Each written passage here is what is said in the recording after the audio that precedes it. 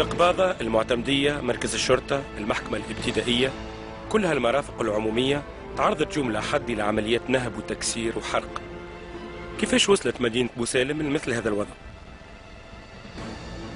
هات نرجعوا للتسلسل الزمني للأحداث بداية من نهار الخميس اللي فات.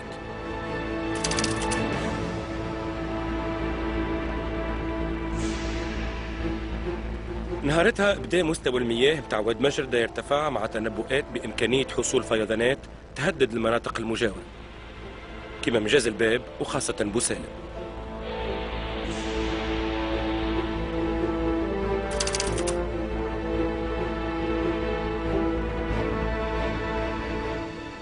اللي كان متوقع حصل، وعامت مدينة بوسالم في بحر من المياه فاق مستواها 2 أمتار وتحولت إلى منطقة معزولة، واللي ساهم في تفاقم الوضع تأخر وصول المساعدات. أمي مريضة مستنى بيتها فوق السطح، فوق السطح. معناش حتى نجدة وحتى إمدادات وما جانا حتى حد.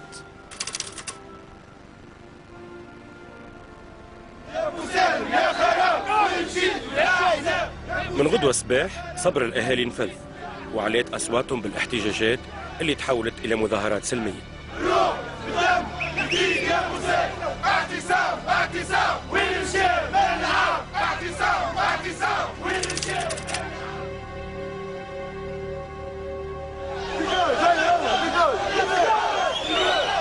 مع ماضي ساعة وصلت المسيرة إلى مقر بلدية بوسالم.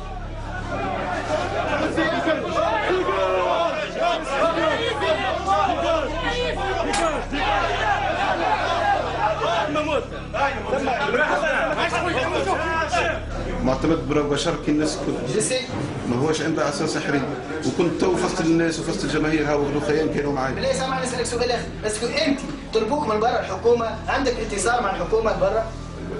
انا معتمد. كلموك؟ انا معتمد فقط.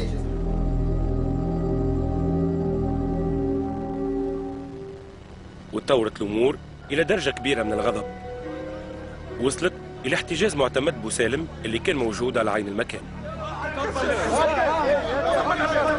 سيد المعتمد لول، احنا توا محتجزين في الساحه بتاع البلديه، والمواطنين بتاع بوسالم مواطنين بوسالم يطالبوا توا بحضور رئيس الحكومه ورئيس الدوله.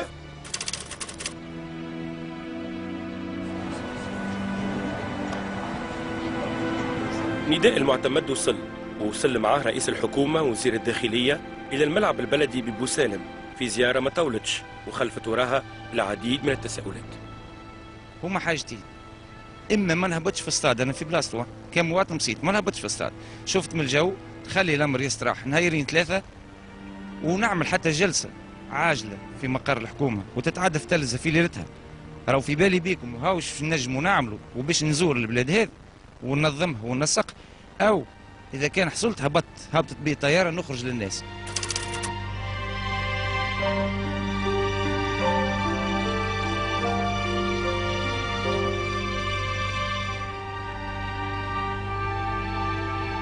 نهار بعد زيارة رئيس الحكومة ولت الأمور أخطر وتحولت إلى مواجهات مباشرة مع قوات الأمن، تطورت إلى عملية حرق ونهب وتكسير للمرافق العمومية.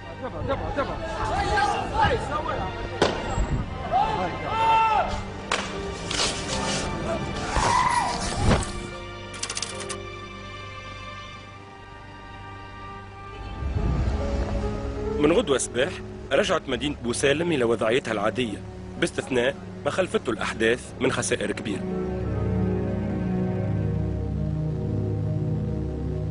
إهمال، عدم تدخل سريع لإنقاذ المواطنين، زيارة غير ناجحة لرئيس الحكومة، هذه حسب بعض أهالي بوسالم الأسباب اللي وصلتنا للنتيجة هذه.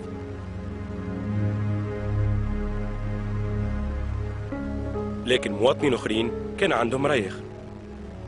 بعد الفيضانات بوسالم تتحرق، ثم ناس بما أنها السلطة المحلية في بوسالم قاعدة تجمعية بالمعتمدين، الرئيس البلدية للإطارات كلها تجمعية قاعدة تخدم في بوسالم، توا مش من مصلحتهم باش يتكشف المستور، فهمتني؟ خاطر توا مع الحكومة اللي بدات تخدم هذه باش تتحل الملفات نتاع الفساد ونتاع القنال اللي عمقها 20 سنتيمتر في بوسالم، وبدت الناس الاحتقان بدا يكبر، وكما لا ننسى الدور السلبي اللي تلعب فيه احزاب المعارضه في بوسالم.